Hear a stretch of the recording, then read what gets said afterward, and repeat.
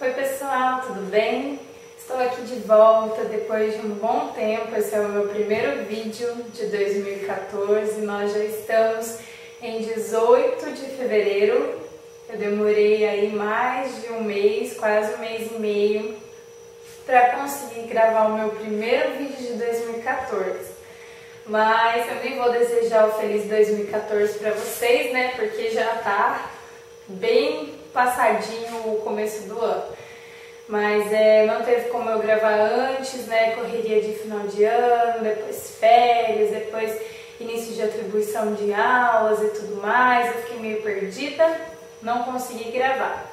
Mas agora eu estou de volta e hoje eu vou fazer um vídeo miscelânea, misturando várias leituras. Não vou fazer que nem eu faço às vezes de um livro só ou 2 livros, porque esse tempo que eu fiquei sem gravar eu acumulei umas leituras.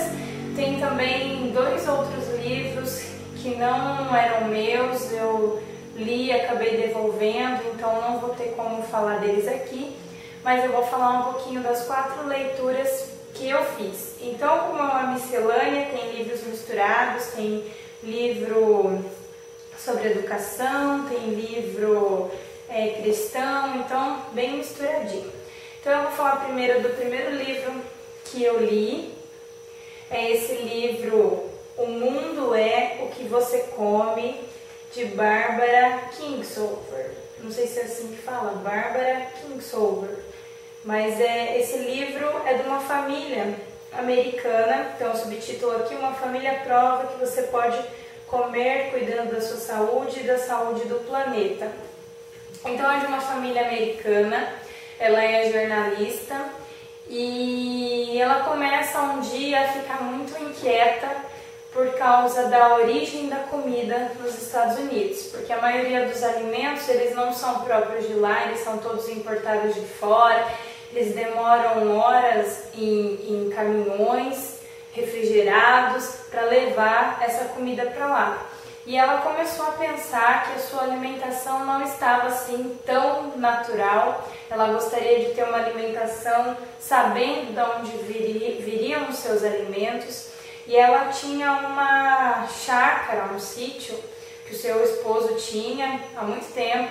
E eles resolveram que eles iriam mudar para essa chácara, um lugar bem afastado de onde eles moravam, e eles iriam viver 1 ano, só com o que eles plantassem e com o que eles conseguissem comprar dos fazendeiros locais, dos agricultores locais.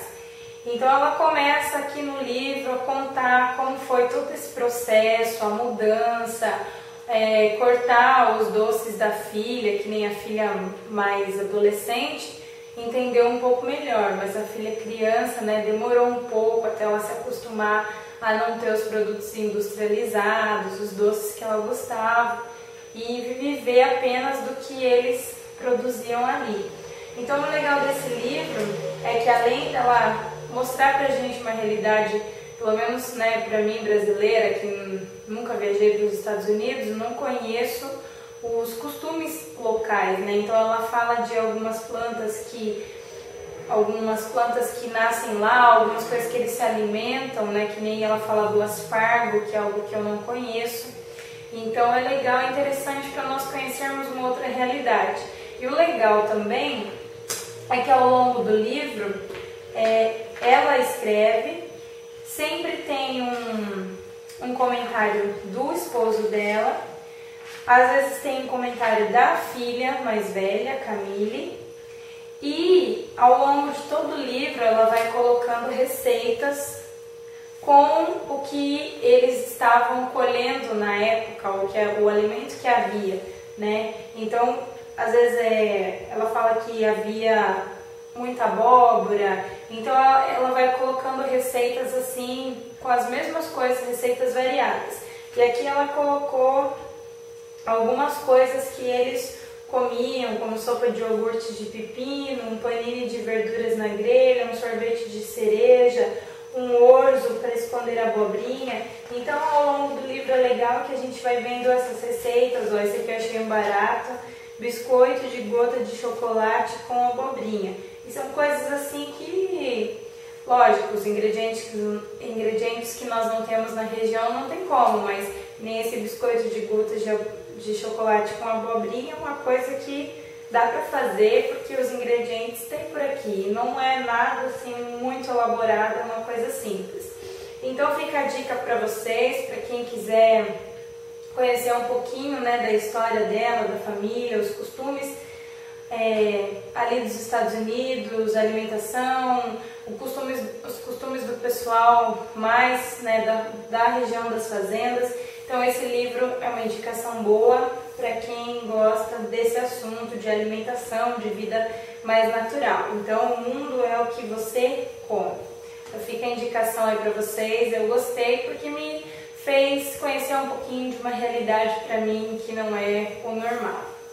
O próximo livro que eu li foi Maria, a maior educadora da história, do Augusto Cury. Então ele traz pra gente nesse livro 10 princípios que a Maria utilizou para educar o menino Jesus. Então aqui ele não está analisando Maria como uma divindade, ele não está analisando Maria como, né, um ser sobrenatural ou espiritual, ou com um tema religioso, mas ele está analisando Maria como uma mulher e como uma mãe.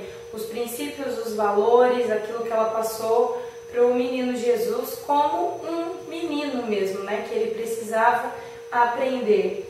Então ele fala aqui muito sobre que Maria era uma pessoa tranquila em relação a assumir riscos.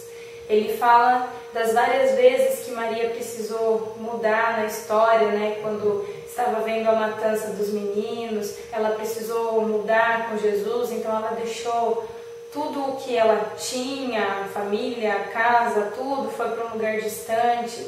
Ele fala da simplicidade de Maria em ter tido o menino Jesus num local simples, o quanto ela era desapegada a valores, a bens materiais, o quanto ela era desapegada a tudo isso.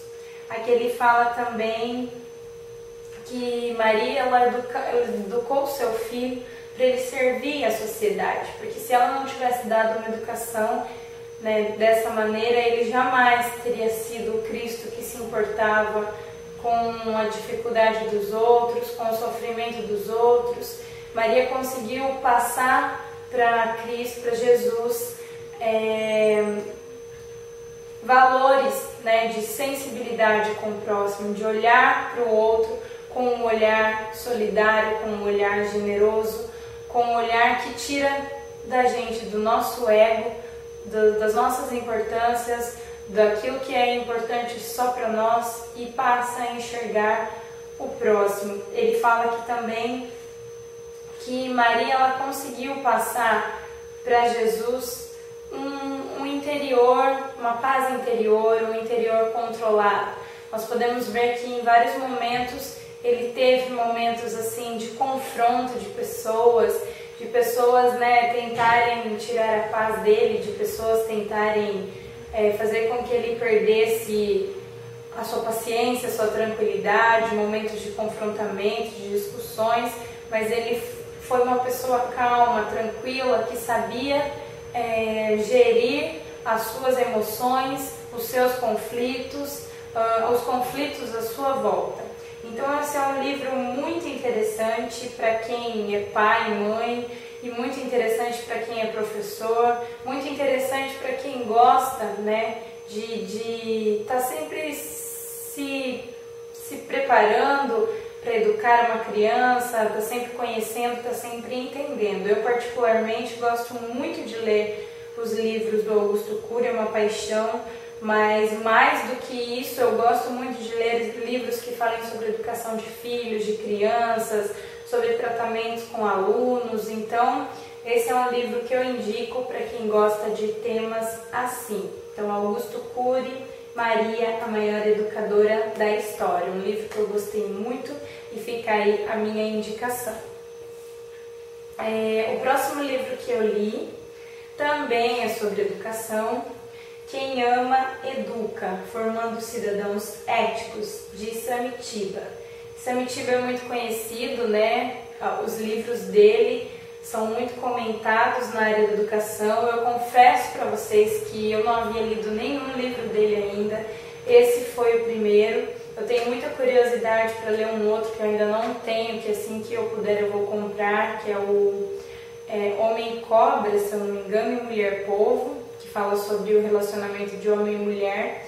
Mas esse livro aqui eu achei muito interessante, porque ele não fala só para pais, mães, fala também com os professores. Os temas, assim, ó, ele fala sobre como vive a família hoje, como é a mulher de hoje, o pai e a mãe de hoje. Ele fala sobre educação do sim, né? Os pais que têm dito muito sim para os seus filhos são pais geleias e que formam os seus filhos parafusos de geleias, porque são crianças que de tanto ouvirem o sim, elas se tornam crianças moles, crianças não preparadas para as dificuldades, crianças não preparadas para o confronto, crianças não preparadas para ouvir um não, crianças não preparadas para reconhecer os seus erros. Ele fala também aqui sobre os caminhos, né, para uma nova educação.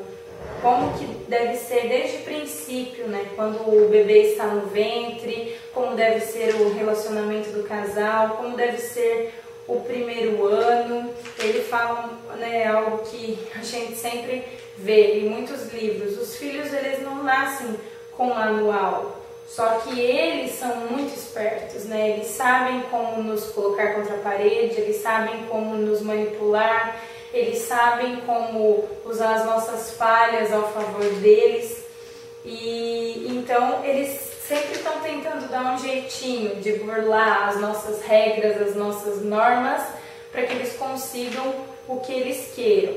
Ele fala aqui também sobre alguns temas pertinentes para a nossa época, né? Ele fala sobre a chegada de um irmão, como deve ser o preparo do pai, da mãe com o filho em relação à chegada de um outro irmão.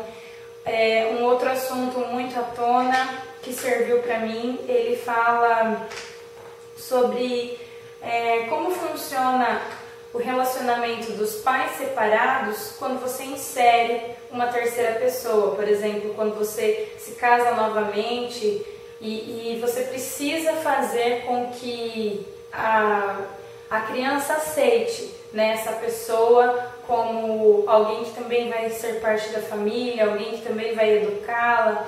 E algo que eu achei muito interessante, que as mulheres têm muita dificuldade em relação a isso, mas é uma coisa que ele diz necessária.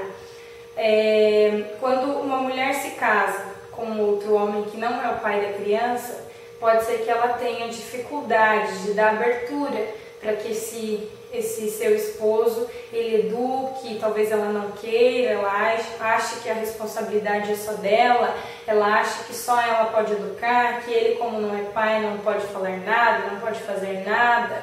Então aqui ele deixa muito claro que a responsabilidade é da mulher, se o filho é dela, ou se o filho é do homem, a responsabilidade é dele, de fazer com que a criança respeite o seu cônjuge, fazer com que a criança o obedeça, crie amor, crie, né, o vínculo, vive em harmonia em família, né? Então eu, por exemplo, se sou a mãe e casei com um homem que não é o pai, a obrigação é minha, né, de criar este vínculo, de dar essa abertura, de fazer com que isso aconteça. Enquanto o cônjuge não se posicionar, enquanto o cônjuge não der essa abertura, o filho nunca vai reconhecer, o filho nunca vai reconhecer aquela pessoa como parte da família, como parte do seu dia a dia, como educação, nunca vai respeitar. Então esse é um tema muito pertinente para a nossa atualidade, né? Onde há muitas situações de pessoas que se casam novamente, que têm que inserir, né, os seus filhos com essa pessoa. Algo que ele fala aqui muito também é sobre essa geração digital, né? O desafio de nós educarmos crianças que já nascem achando normais os celulares, os tablets, a internet, o Wi-Fi. Então, É claro que eles vão ter, não tem como nós tirarmos essa tecnologia do meio deles, faz parte deles, eles nasceram neste mundo, é o mundo que eles conhecem, né? Mas cabe a nós saber como administrar essa tecnologia, essa era digital na vida deles, né? Não deixar com que seja algo que ocupe maior espaço de tempo na vida deles do que o necessário. Eles ainda são crianças, eles ainda são adolescentes, eles ainda precisam de tempo conosco, de tempo de conversa, de tempo de brincadeira, de ar livre. Então, essa era tecnológica, essa era moderna, não pode tirar a essência do que eles são, né? Crianças, adolescentes, filhos que precisam da presença dos pais. Então é um livro muito interessante, eu não vou falar sobre tudo porque tem muita coisa. Essa minha edição aqui é uma ediçãozinha pocket, não é o livro em si mesmo, na verdade porque, né, é o livro, a mesma coisa, é igual, ele só é menor, mas eu sei que o livro mesmo, não edição menor, ele é um pouco maior, né, então a letra deve ser maior também, porque essa letrinha minha é bem pequenininha. Mas é um livro muito bom, que eu gostei muito, e daqui a um tempinho eu lerei novamente, porque eu gosto, né, os livros que me sugam assim, eu gosto de reler, porque a gente nunca aprende tudo de uma vez, nós somos eternos aprendizes, então vai ser um livro assim que eu quero ter sempre às mãos para poder estar relendo. Então fica a indicação Quem Ama Educa, de Samitiba. E o último livro que eu li é um livro cristão, para aqueles que se interessem. É um livro fininho, fácil de ler, chama 10 Minutos de Oração para Transformar a Sua Vida, de Stormy O'Martin. É um livro assim, que ele te indica, você que gosta de orar, de passar um tempinho com Deus, de se colocar na presença dele para conversar, é um livrinho que ele indica alguns passos, né? Porque ela diz aqui que nós, quando vamos conversar com Deus, às vezes nós queremos dizer tantas coisas para Ele, mas às vezes no momento de oração, de conversa, nós não conseguimos nos lembrar de tudo. Nós conseguimos nos lembrar de alguma coisa, as coisas essenciais que nós precisaríamos conversar com Ele, colocar na presença dEle, no direcionamento dEle, nós acabamos esquecendo. Então ela faz um resuminho aqui de quais seriam os pontos principais. Então ela fala sobre você começar adorando a Deus, né? Agradecendo, declarando que Ele é tudo na sua vida, convidar todos os dias pela manhã para que Ele controle o seu dia, para que o seu coração, a sua mente, o seu corpo sejam direcionados por Ele, né? Confessar os seus pecados, buscar a proteção de Deus, contar para Ele os desejos, os anseios do seu coração, orar pelas pessoas da sua vida, sua família, amigos, pessoas que você gosta, considera, interceder pelo seu mundo, pela sua nação, pelo seu governo, pelo seu país, né? Pelas situações, às vezes, de tragédia, catástrofes, caos que acontecem, né? Que nós sabemos e vemos dia a dia nos noticiários. E finalizando, pedindo que a vontade dele seja feita acima da nossa vontade. Porque às vezes nós queremos muitas coisas, né? E achamos que o que nós queremos é bom para nós. Mas nada melhor do que Deus, que nos criou para saber aquilo que é o melhor para nós. Então fica essa indicação para quem quiser ler, para quem tiver curiosidade. 10 minutos de oração para transformar a sua vida. Um livro fininho que você vai ler muito rápido. Então, por hoje é só, essas são as indicações que eu trouxe para vocês. Desculpa a demora por gravar vídeos.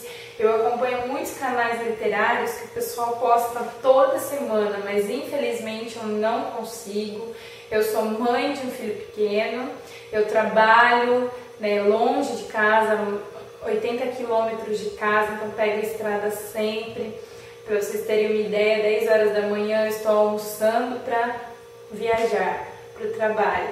Então assim, é uma vida corrida, fora aqui em casa, os meus afazeres, cuidar do meu esposo, do meu filho, na igreja, que eu sou uma pessoa atuante na igreja. Então compromissos eu tenho muitos, eu me esforço para tentar consegui manter meu canal sempre atualizado, mas eu confesso para vocês que eu não tenho conseguido manter uma sequência. Mas, graças a Deus eu consegui gravar esse vídeo. Assim que eu terminar outras leituras, porque agora eu estou fazendo poucas leituras também, porque não estou tendo muito tempo, como eu vou dirigindo, então não tem nem como eu ler durante a viagem, né, que nem muitas pessoas fazem. Mas assim que eu tiver novas leituras, eu estarei postando vídeo para vocês. Desculpa se eu fui muito longa, se eu falei demais, mas se vocês gostaram do vídeo, dá um joinha aí para que a gente possa, né, saber que está sendo bom. Se inscreve no meu canal que você vai receber as atualizações dos meus vídeos. Então por hoje é só, até a próxima vez, tchau!